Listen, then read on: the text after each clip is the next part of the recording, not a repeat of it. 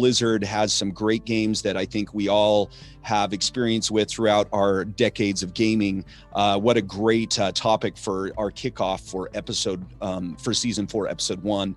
But I wanna get started then with BlizzCon. It took place on Friday and Saturday, and so perhaps you had time to look at it. I'm referring to our audience, perhaps you didn't, but at the very least, we can tell you what stood out in our minds. Like, what things did we see from BlizzCon that kind of got us excited or that we found interesting? You ready for that conversation, Nightshade? I am indeed. Yeah, it was. It just blew by. It felt like it's going to be here for a week. And it was like, here it starts, there's all this stuff, and it's just happening all day long. And then, just checking some of the reviews today, it's over and done, it's gone. And we'll try to catch some of the stuff that moved us throughout it. In fact, it's funny how much excitement those stupid conventions and BlizzCon and whatever it is, whatever, company is pushing this, and they obviously do it to create excitement. But it works. Like after going through BlizzCon, I was pretty excited, flat out.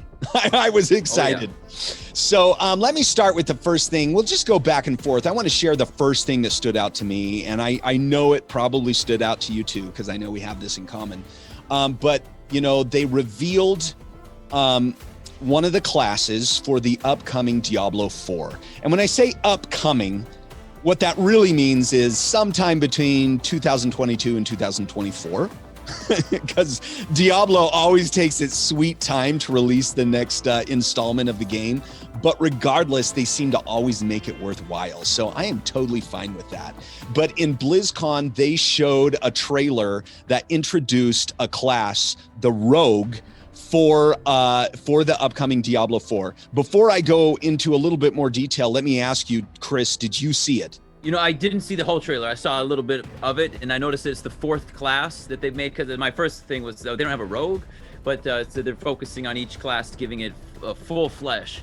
Yes. Before it's coming out, and the kind of trauma was, oh yes, the Diablo 4 must be, this is the announcement, and then it's like, oh, not until 2021.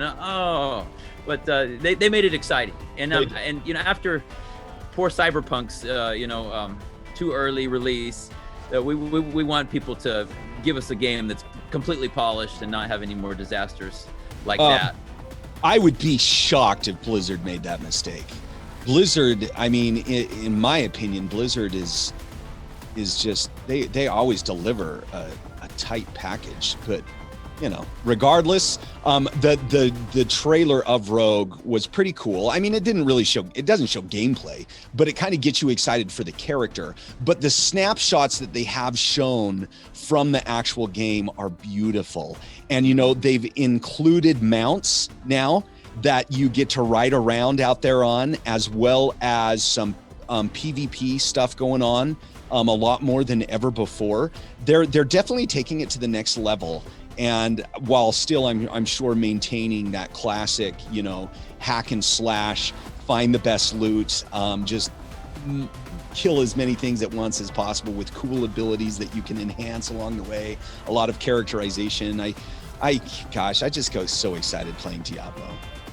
And I saw that it's going to be like a MMO-like. It's not an MMO, but I guess the PvP part will be there. And I thought that was interesting that they noted that it won't be overwhelmingly crowded anywhere. Like when you go into a certain quest or a dungeon, there'll be a limit on how many people are go in, and you can even go in solo. You're not required to join a party to be able to play. So it really caters to everybody. And there'll be places like towns and such where there's a lot more going on. And I'm sure there's going to be places where it's like you go for PvP. Yeah. Rather than just a story. And so I think that's really cool that it's not just one flavor, but it's like a lot of games thrown into one. Yeah, I like that. I mean, they've embraced that with Destiny is like that, right? You can learn some lessons from Destiny in that world. That's good that way. Cool. Okay, so that was the number one story, just because I'm a Diablo nut and I've been playing it since the beginning all the time. What story stood out to you? What's one that immediately caught your eye? The first one that started, and it's the main one that really pulled me in, was Overwatch 2. You know, I got into Overwatch with some friends at work, and then my son, he's 10 years old, and he just dove in. And within a few days, you know, I was mostly a controller player. Within a few days, his mouse keyboard skills were like far surpassed mine, and he's headshotting everybody.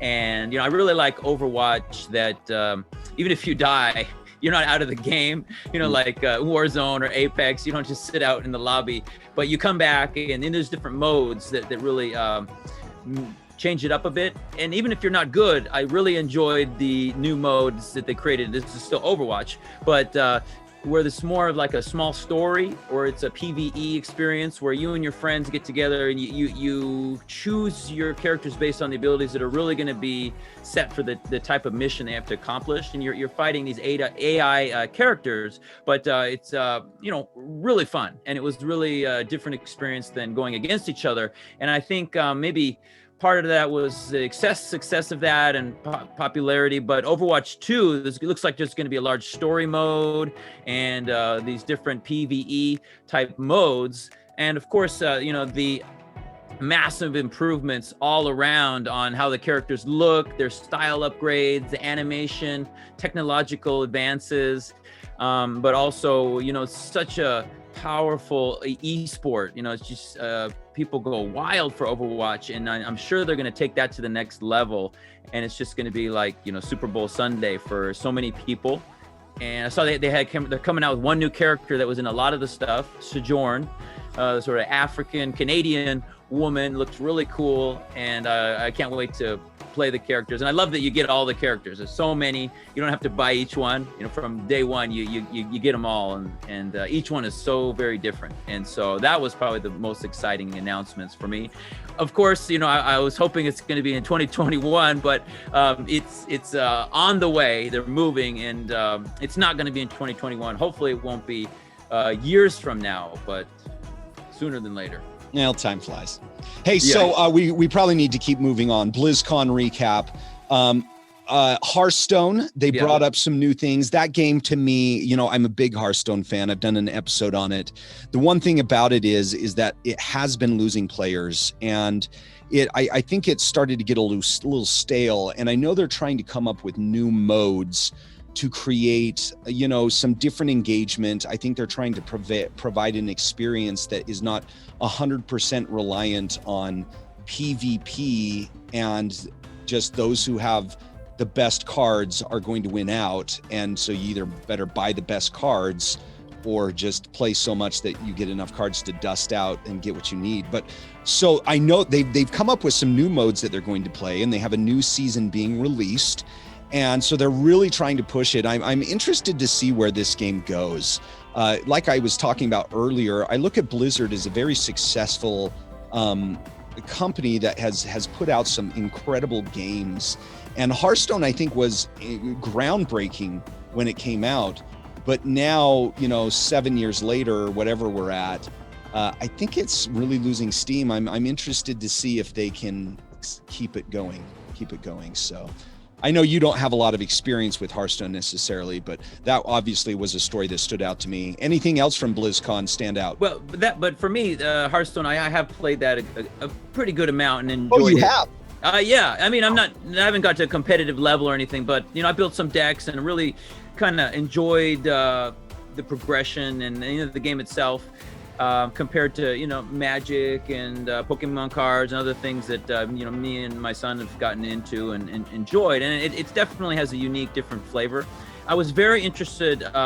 They have the Mercenaries new mode that they announced. Yeah. And, you know, and they didn't have enough there for me to understand quite what it was about, but they said it's a roguelike strategy RPG where you'll form a group of iconic Warcraft characters, equip them with gear, and travel across maps full of enemies.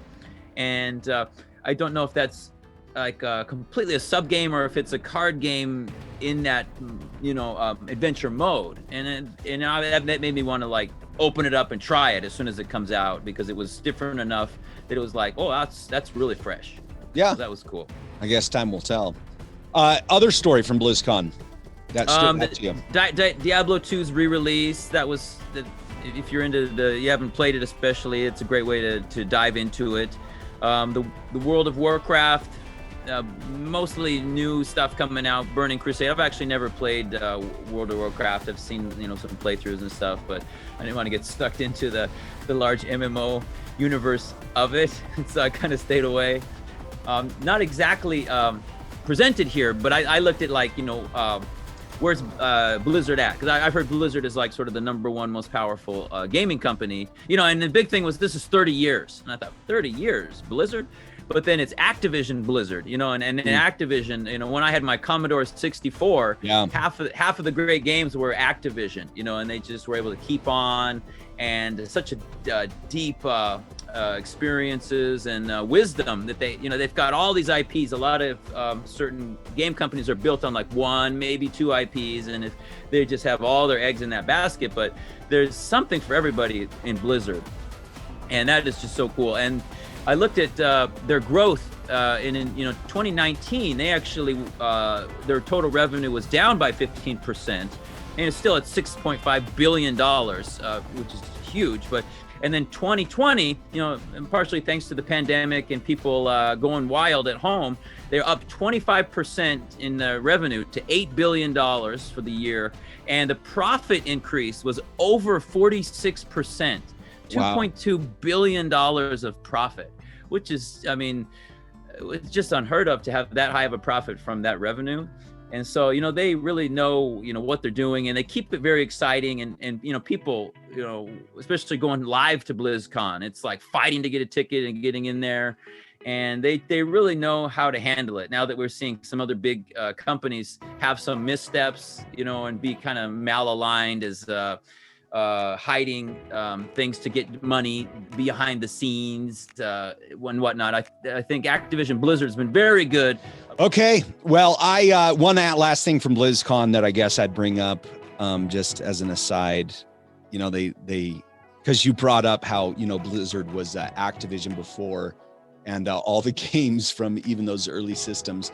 But they announced that Blizzard Arcade that they were going to launch with some of their older titles that they were bringing back. And they mentioned one that I did not realize was their game, but man, as a kid, did I love that game. In fact, I think I played it in your basement. I possibly could have, I can't remember, but it was called Lost Vikings, where you played those 3 Vikings, and it was like a puzzle adventure game, and you had to figure out how to get through that level, or using the 3 different Vikings abilities. And gosh, that was a blast. I loved it. So I'm kind of excited to take a look at that again, decades later. Yes, and what you were saying, I remember last episode that when they closed down some of these servers with the sort of newer games where they live on the server, it's like gone forever. And a game that's based on multiplayer and whatnot. But it's really exciting. We're seeing Diablo II come back, and now this arcade might be the start of kind of tuned up or playable old games. Because I know some people are trying to pull out like the Baldur's Gate. They did the re-release, but it still was. It can be buggy, and if you want to play those old games, it's just not even. I don't know. You have to have some advanced degree to make it work on a computer without this help. And so it's super cool that the next generation can try some of our favorite games from back in the day. Amen. Thanks, guys. Thank you for tuning in to this episode. We will see you next time. Thanks, Nightshade, for being here. Adios.